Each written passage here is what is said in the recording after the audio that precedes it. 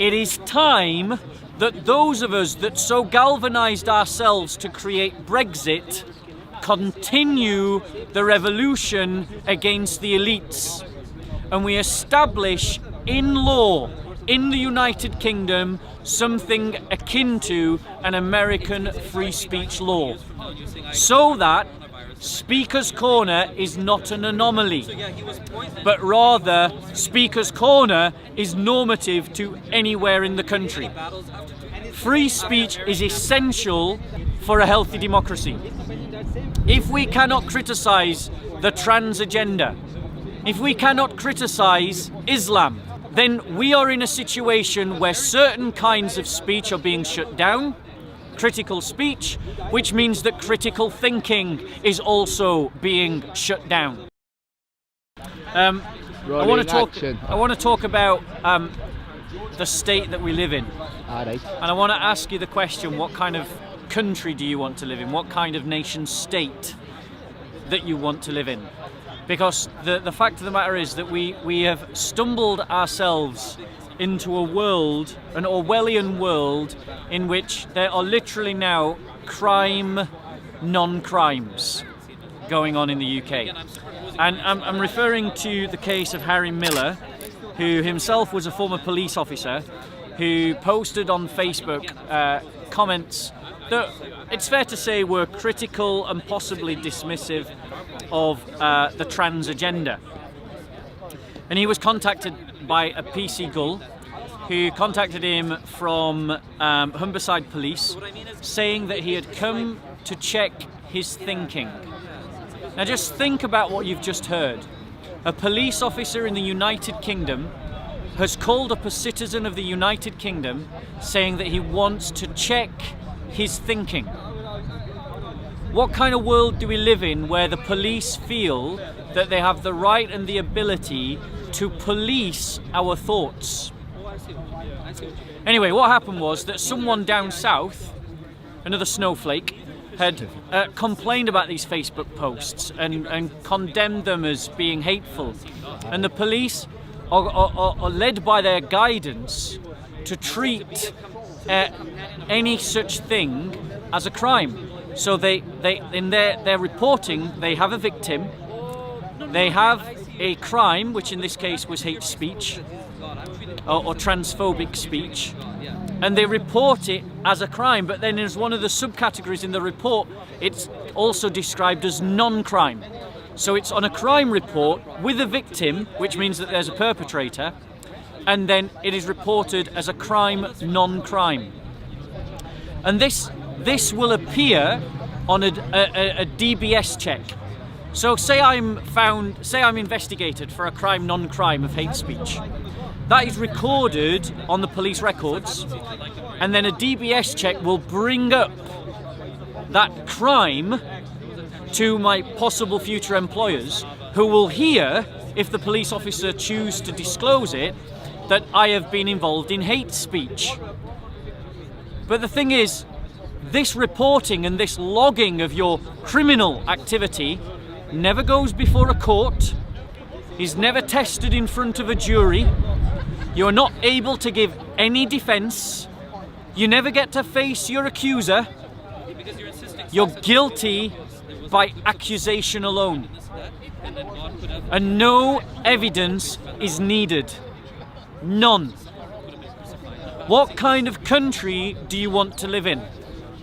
Because for too long, too many of us have been politically inactive, whilst a village of elites, whilst a village worth of people have been fashioning the laws that they want to create to fashion society in the direction that their agenda demands. What kind of society do you want to live in? Because your inactivity and apathy and your dismissiveness of the importance of politics has allowed this village of people to create a situation where you can be found guilty of a crime non-crime that will have real-world effects on your employability without a single day in trial or court. And they have been able to create that because too many of us have been too silent about the importance of free speech. It is time that those of us that so galvanised ourselves to create Brexit continue the revolution against the elites, and we establish in law in the United Kingdom something akin to an American free speech law, so that Speaker's Corner is not an anomaly, but rather Speaker's Corner is normative to anywhere in the country. Free speech is essential for a healthy democracy.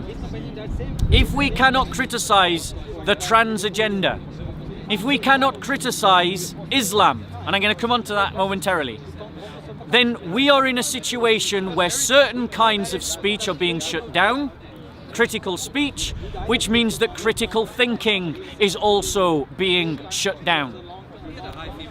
Now, I mentioned Islam, not because I just like to drop it in, as I'm often accused of, but because the British government is considering passing a law against Islamophobia. Ooh. A law against Islamophobia that defines criticism of Muslimness as a form of hate speech. And within the proposal, this is what it says, that it is a form of hate speech to criticise or to object to the idea that the Muslim community can seek self-determination. That's how far that law goes.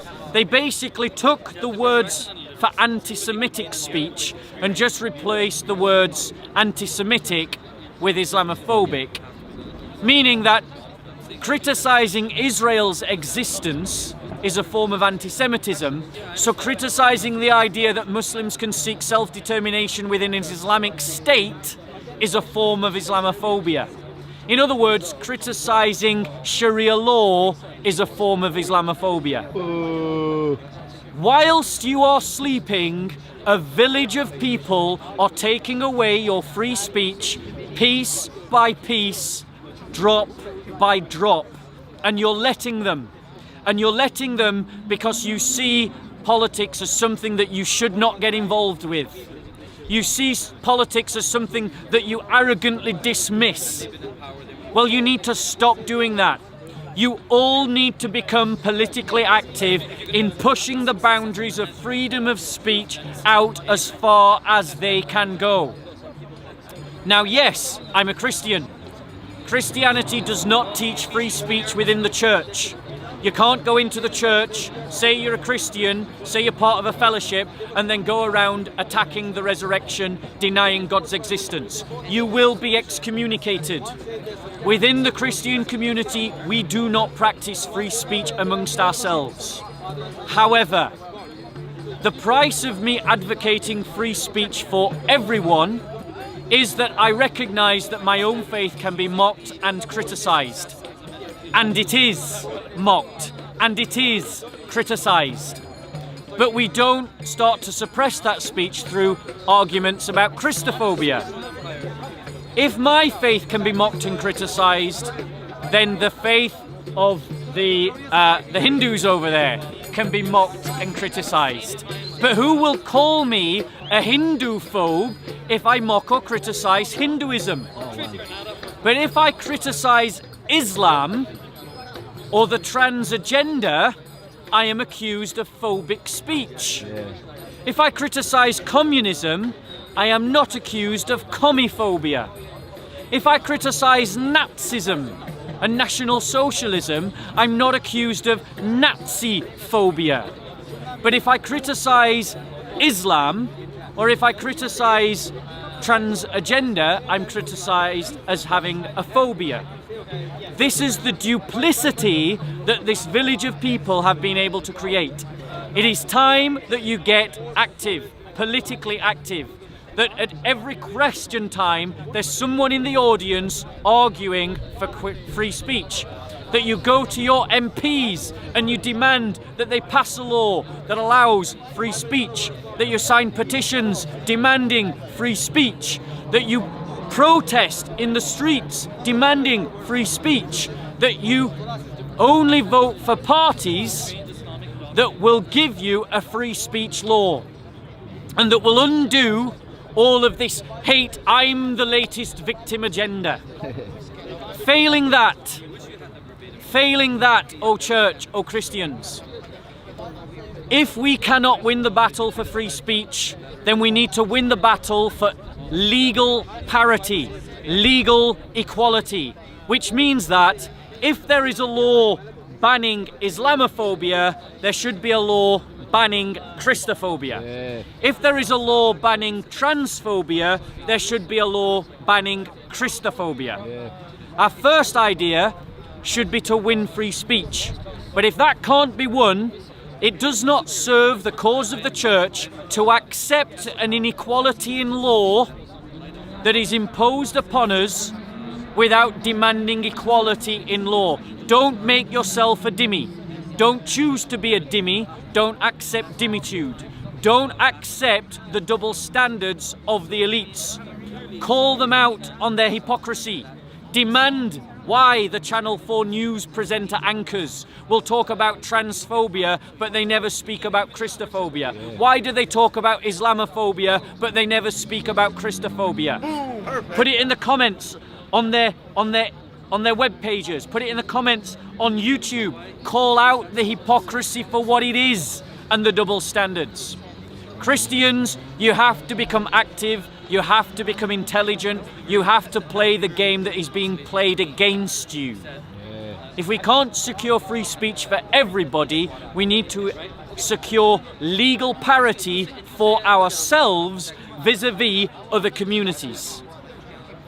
Become active or become the victim. That's your choice. Thank you, Rob.